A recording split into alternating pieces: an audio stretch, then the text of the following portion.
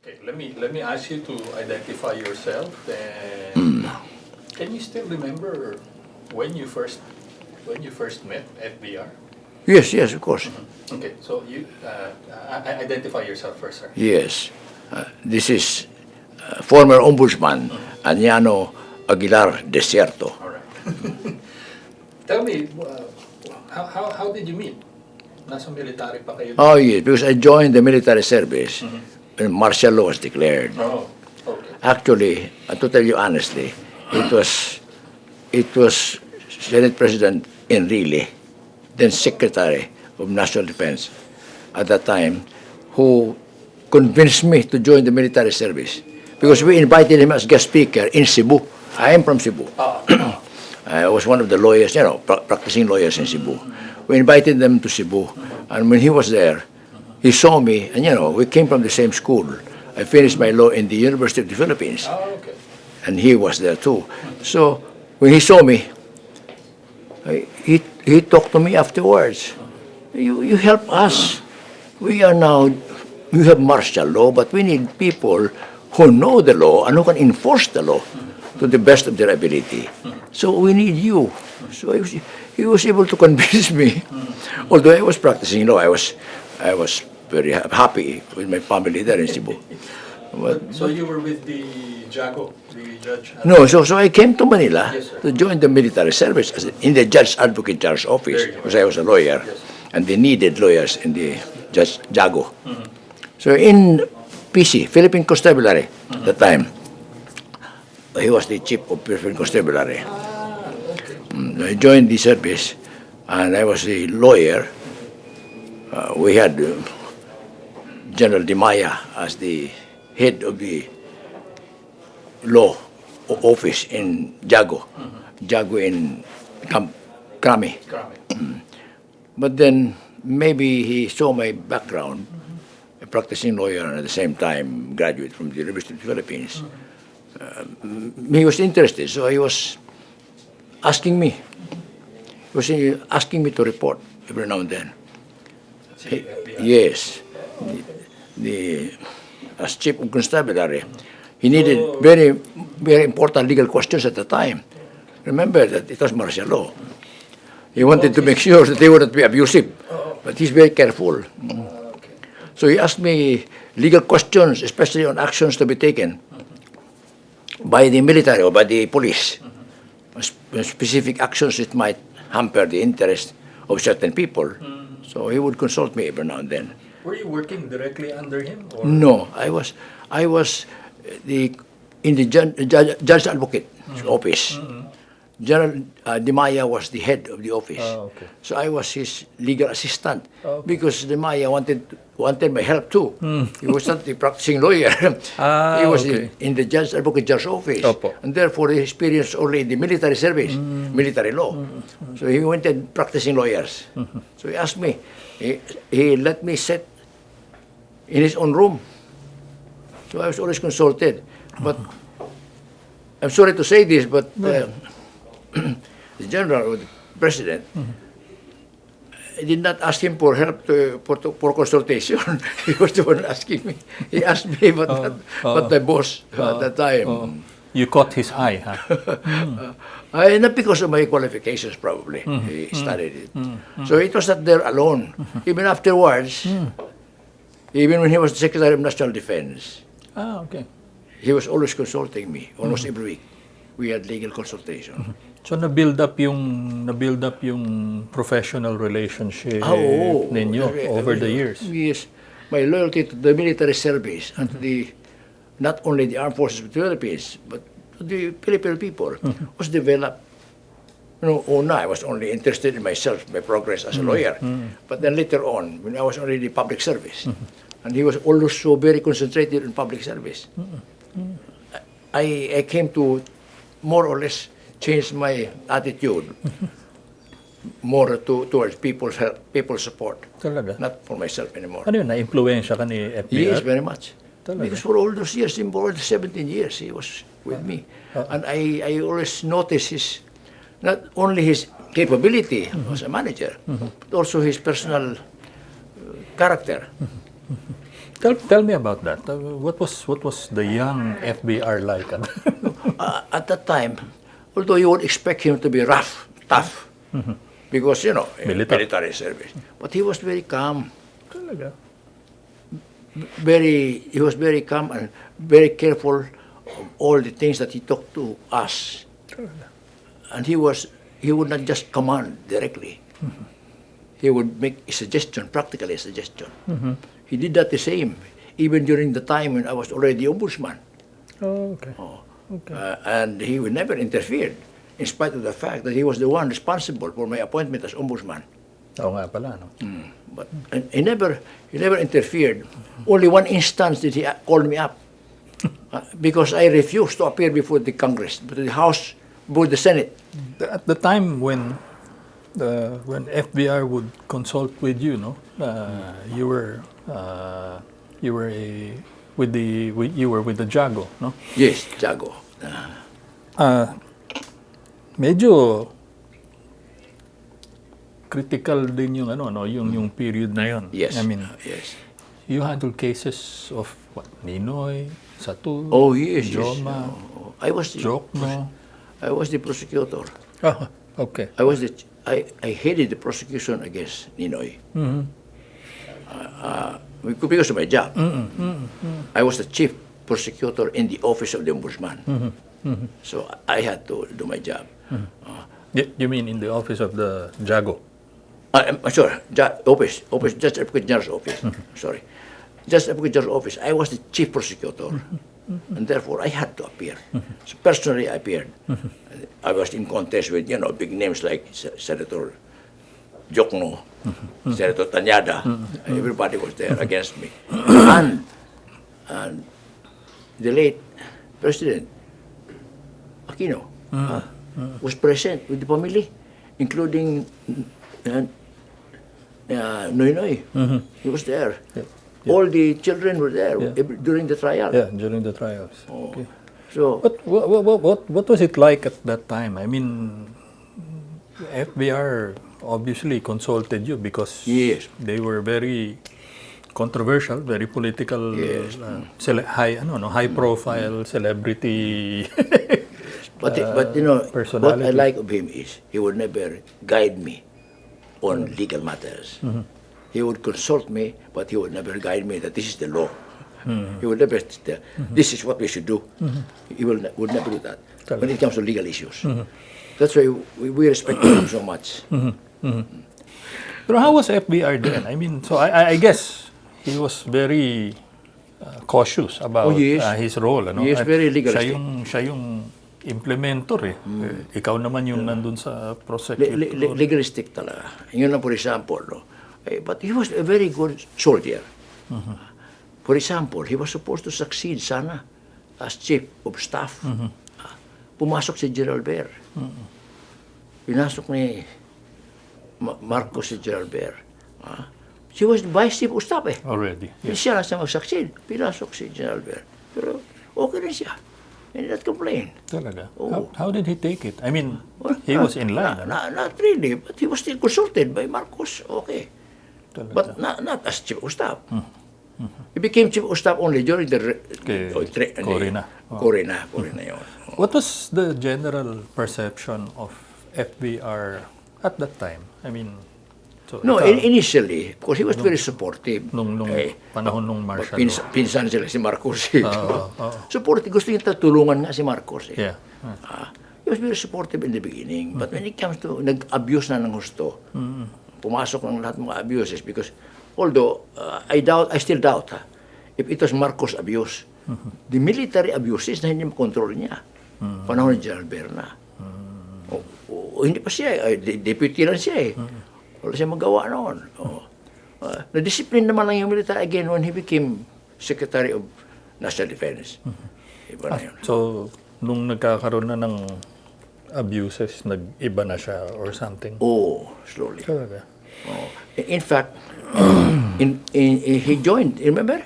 He joined Secretary Enrile. Yes.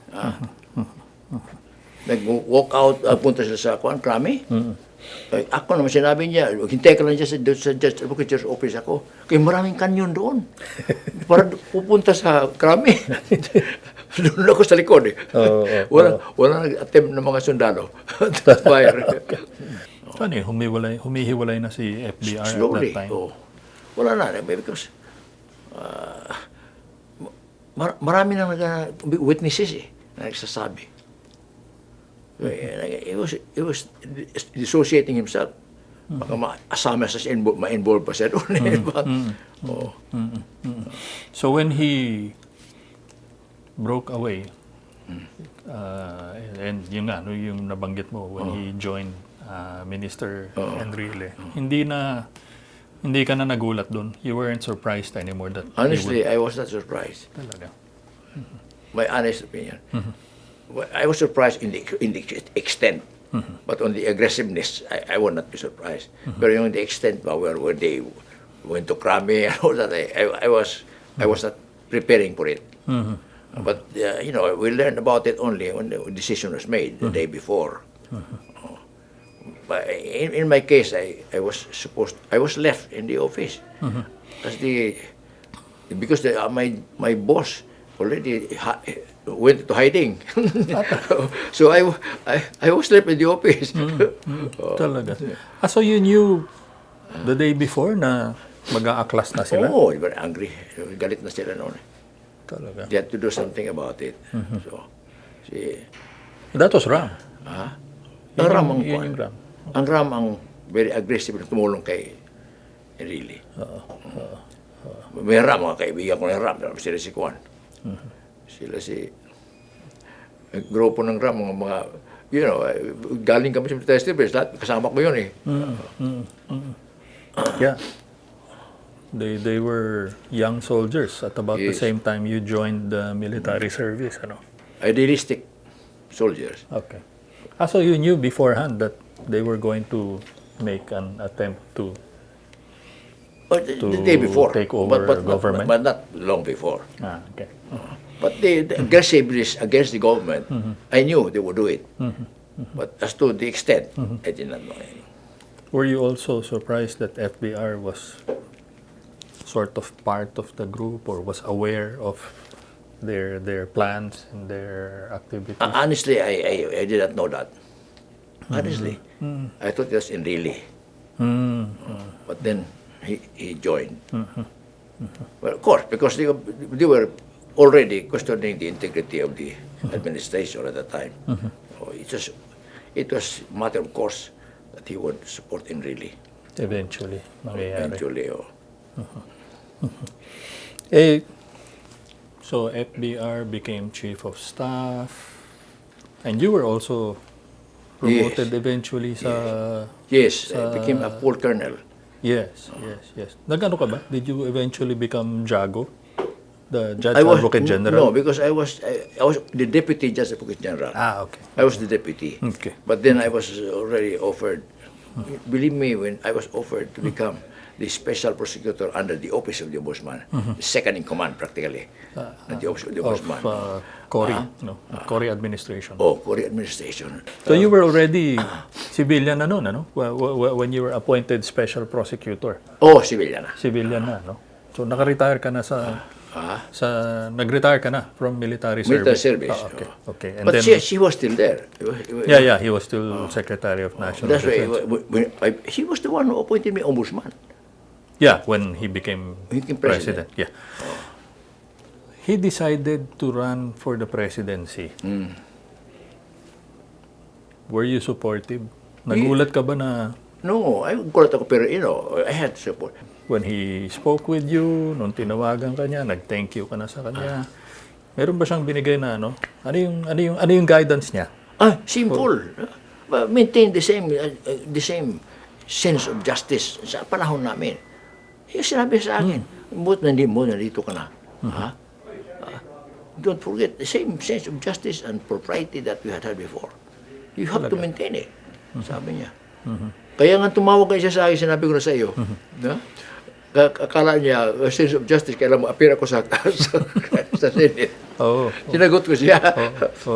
Ganun pa pala. yung ganun pala. Sa akin. Walang Pero ito, pabor-pabor. sabihin ko sa iyo, in spite of the fact that he was the president, he never asked me a favor There. in favor of anyone. I'll give you a concrete example. Yung pamangkin ng misis niya. Sino ba yung pangalan? Lumutak pangalan yung malaking katawan. Nakaso sa akin. Gobernador ng Leyte del Sur yata. Gobernador, may kaso sa akin. Imagine, investigate ko. He never mentioned it to me. Never. In spite of the fact, pamangkin ng wife. Pinailan ko ng kaso. Never mentioned it to me. He was never anybody na sinabihan niyang lakarin sa akin. Never. Yung sense of justice niya, confident kasi siya sa akin din na hindi ako mabili. Alam niya yun. Hindi ako matakot sa mga, political dictators. So wala talaga, just implement it the way, without Kita favor, mo, without... ilang general sa kinasuhan ko. Never complain. Bata pa niya, mga bata niya nung una. Din yun yung malakas ang loob mo dahil alam mong nandun siya sa likod. Natural. Alam ko, because confident ako na, the people would support me. Anyway, the righteous people would support me. And the president is behind you. Kaya pati si, alam mo naman, ako nag-prosecute kanino, di ba? Former President Aquino, supportive na sa akin, all the way. Talaga, Because of the eventually. SCR, nagsabi, nag-Ombudsman ako. Pero actually, yeah, you're right, there were quite a few sensational cases there.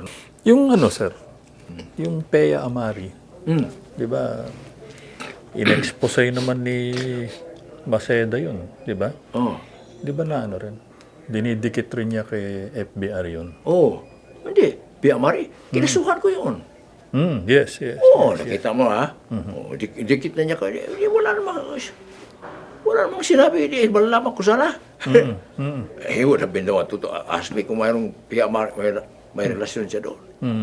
So wala si doon? Wala si FVR doon? Okay. Kaya kinasuhan ko kahit mag-request siya sa akin, sabihin ko naman sir, mahirap yata ito. Di ba? Pero he never asked me anything. Talaga?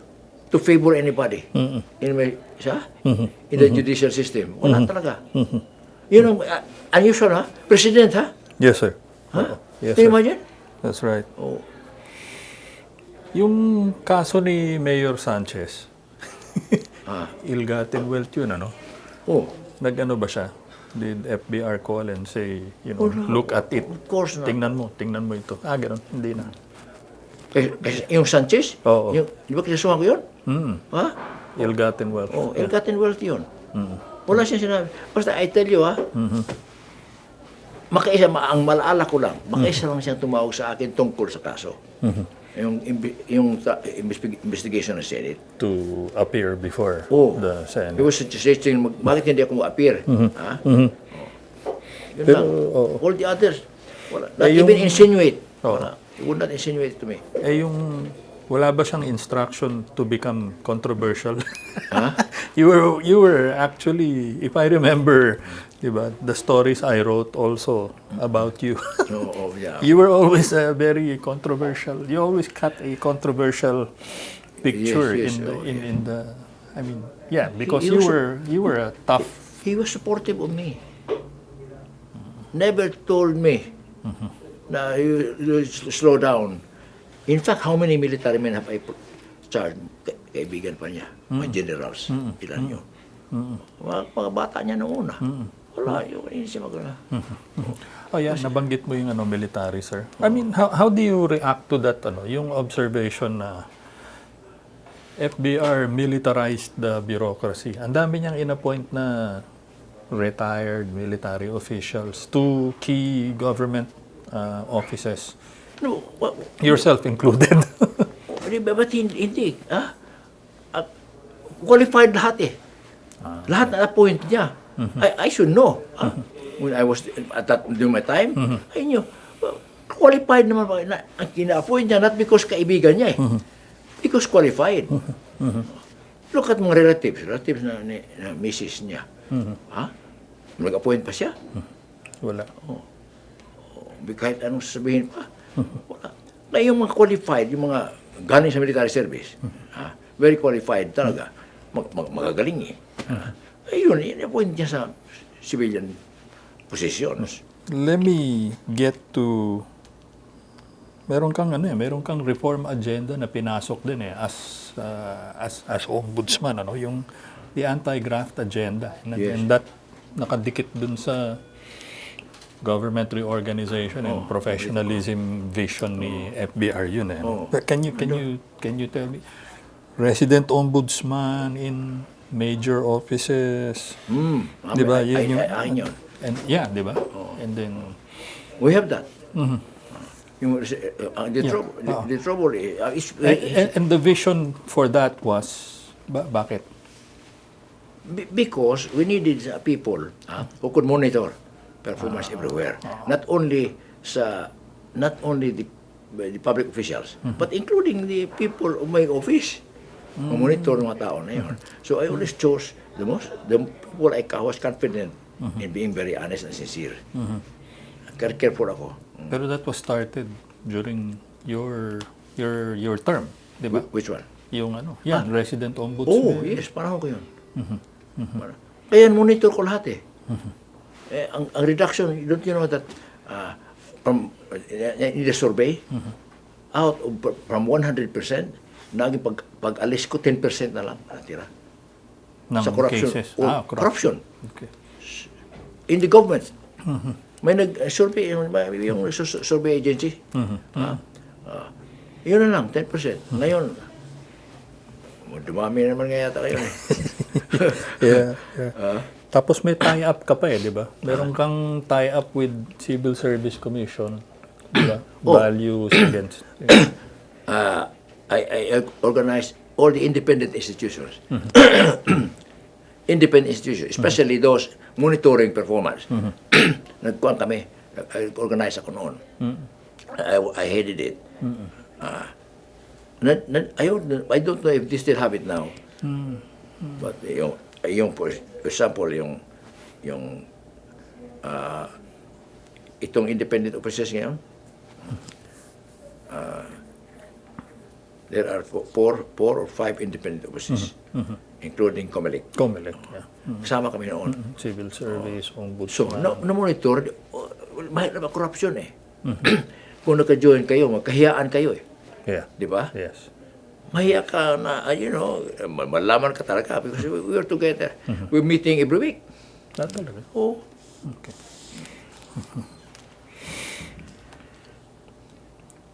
Again, you were a mark of your term was you were a controversial person to say the least. Because I would not tolerate. I'm sorry, but I don't tolerate the abusive friends that time. Marami akong friends sa kasuhan Actually, truth to that statement is that you probably survived the most number of impeachment. Yes. Impeachment cases filed against you. Suportado mo yung pirma noon? Yes, because bakit ang aking thinking ba? Bakit pa tayo magpalit? Di ba? Kung okay pa, di ba? Kasi gambling na naman, may gamble na naman. Sa next administration is gambling our future. Later on, probably. But in the meantime, we continue. But the trouble is, politicians. Grabe yung politicians. Ano mo, mga politicians, mga kaibigan ko niyan sa Congress ngayon? Grabe naman. Okay. Mga barkada ko na. Ayaw ko sa amin, wala akong kalaban Sa would run for Congress, sa aking distrito, wala akong kalaban. Alam ko lang malalaban. Very little expense, pero ayaw ko. Kasi masama ako sa away dyan Yeah. Kailan ka Kailan nag-end yung term? 1992. 2002. 2002. 2002. Okay. And then, nag-ano ka pa ba? Were you still in the civil service? Hindi Yes. na? Hindi, because 2002, I could not take any position for 1 year. Ganon my disqualification. In fact, kinukuha ko ng senatorial candidate Oo nga. noon. Oo. Katapos ng 1980 elections, yun, kinukuha ko ng candidate pero ayaw ko na talaga. Alam mo, sabi ko kasi, pagdating you need money. Yes, yes. Di ba? You cannot win without money. That's the trouble with Philippine elections. Nagkikita ba, once in a while, you still meet with FVR? Oh, yes. Oo. We meet here once a month. Talaga? Oo. Ano mga kwentuhan ninyo? Yung mga nakaraan. Talaga? I-repeat yung ang ganda kasi nung sa military service Disiplina ng mga tao ba? Hindi pa yung magulo. May, hindi yung kamukha sa when politicians magulo Discipline. When we would meet at that time, almost every week, he just asked me questions. Tapos yan. Sinulatan niya mga question sa akin mga legal issues. Ano? Maano talaga? Ang gusto niya sa akin nung una, kasi yung ang aking Judge Advocate General, akong deputy lang kung siyang kunin niya, mag-research pa sir, give me 1 week, 2 weeks, sir. Ako diretso. Given all the controversy, all the attempts on your life that happened, I still have working. I still have a shrapnel here. My final question generally for these interviews, sir, is what to your view is FVR's greatest legacy as president? It is actually the image that he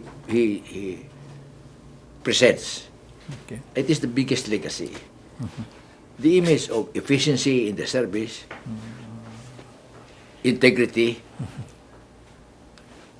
easy to adjustable to any situation, any problems. That is what is lasting. If people miss him, it's because of that. That is the best legacy that he has for the people. And your sense of justice and integrity, when you think of him, is strengthened. So as long as when he speaks, for example, it relates to us. Although people will not hear it anymore, not in public speaking probably. Kasi mahina na sa public speaking ito. But the message that it conveys, hindi mo wala yun. Imagine yun ang bagong namatay, ang bagong namatay na ako, Cabinet Secretary of Foreign Affairs, Lozada. Si Lozada? Idol niya kanya. Talks about him all the time. Kasi baling kausap kami yung mga old friends with him. Mag-limit kami. Until now. I'm sure once a month makakamit kami. Lahat ng yung tao na working with him, they have not lost their loyalty to him. Na-notice ko yan. Every time mag-birthday siya, kita mo pumunta kami doon. Everybody. Mostly sana, may politician ka, pag-retire mo, marami kang kalaban Di ba? Pero wala siyang kalaban Yep. That's the best legacy niya for the politicians. Ganun sana personality ba? Okay. Thank you very much. Okay, sir. thank you.